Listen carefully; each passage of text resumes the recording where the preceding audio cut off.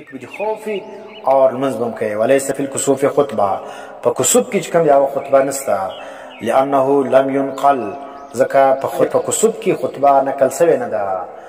دا بیا رد دی پر چا باندې پر بریلویانو باندې وایي دا ضروري نه دی چې د نبي علیه السلام څخه هر شی نقل کوي. دلته یو بریلوی و هغه بیان کوي اصل په اشیاو کې د اباحت دی. دا معنی اصل شی چې دی دا مباح به کوي به هغه شی به نه کوي چې د هغه د حرمت دلیل راسي. نو اوس ته بېنډۍ خورې ټماټر خورې پټاټې خورې بانجڼ خورې دا په کوم حدیث کې ذکر سوي دي؟ نو دا چې سلو اصل په اشیاو کې اباحت دی. نو ځکه چې تر څو پورې د بېنډیو د پټاټو د حرمت حدیث ثاني ذکر کړی بس دا به خورې. موږ ورته وایو چې عدم نقل چې کوم دی دا هم دلیل دی چې د نبي صلی شی نوس نقل. ګوره لیس فی الکسوف خطبه په کسوف کې خطبه نشته. ولې لم ينقل د نبي څخه نقل نه دی چې د نبي صلی شی نقل نوس په حدیث کې نشته نو نه به کوي بس دا کار.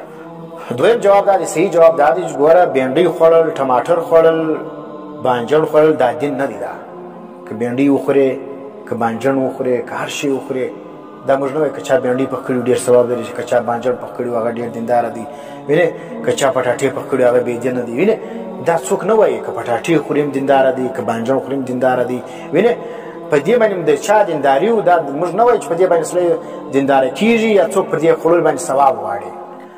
نو چې اوس ګوره د بدعتي عقل د خره وي د بدعتیان څه دي د دې څخه الله عقل اخیستی دا ګر د جاهلان خلک دي.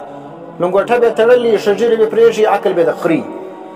نو ته په دې سر خلاص که بدعت و هغه شي ته وایي چې خلک هغه ته دین وایي که چا نه وکړي هغه ته بېدینه وایي.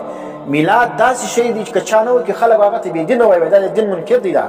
دا خره څه فرمایي دا وایي دا بدعت و هر هغه شي ته وایي چې هغه نوی کار وي بس هغه بدعت دی. نو ته هم بدعت دی پنکه دی هم بدعت دی موټر دی هم بدعت دی پلانی دی هم بدعت دی. دا رقم کمرې چیرې وي دا رقم جهازونه چیرې وایي دا ګر د بدعت دا ګر بدعت لغتن دي. دا شرعي بدعت دا ته نه وایي. لغت کې بدعت و هر هغه نوي شي ته وایي. د لغت بحث موږ نه کوو.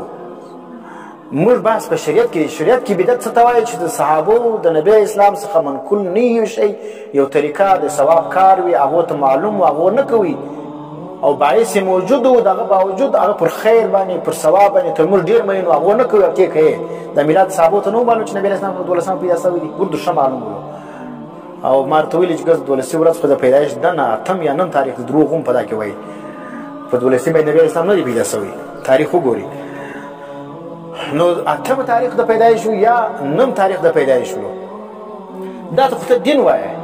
بانجڼ و پټاټو د دین چا ویل چې اوس ګوره که چا بېنډۍ وخوړې هغه دینداره دی که چا بانجڼ وخوړ هغه دینداره دی یا پلانی شی وخوړ هغه بېدینه دی هغه وایي دی. وینې دا خو چا نه دي ویل که غوښې خورې هم که پټاټې خورې که هر شی خورې په دې کې دین ولې هېڅ مسله نشته. بدعت و هغه شي ته وایي چې تا دین ورته ویلي دی. ګوره دلته خلک خطا بایسي بس به دا باندې لګیا لوی سړی لګیا شرم نه لري نه حیا لري لګیا وایي دا بانجڼ هم بدعت دی دا خلک هم بدعت دي دا بېنډۍ هم بدعت دي دا پنکې هم بدعت دي دا موټران هم بدعت دي. نو دې ته دین چا وایي که چا څوک په موټر کې سپور شي دا اوس دینداره دی که څوک نه سپور هغه بېدینه دی هغه وایي دی. دا خو چا نه دي ویل. انسان سوی من احدث فی امرنا هذا چا چې یو نوی کار راویستی زموږ په دې دین کې راویستی نه دی چې په خوراک کې راویستی په دنیا کې نوی کار راویستی.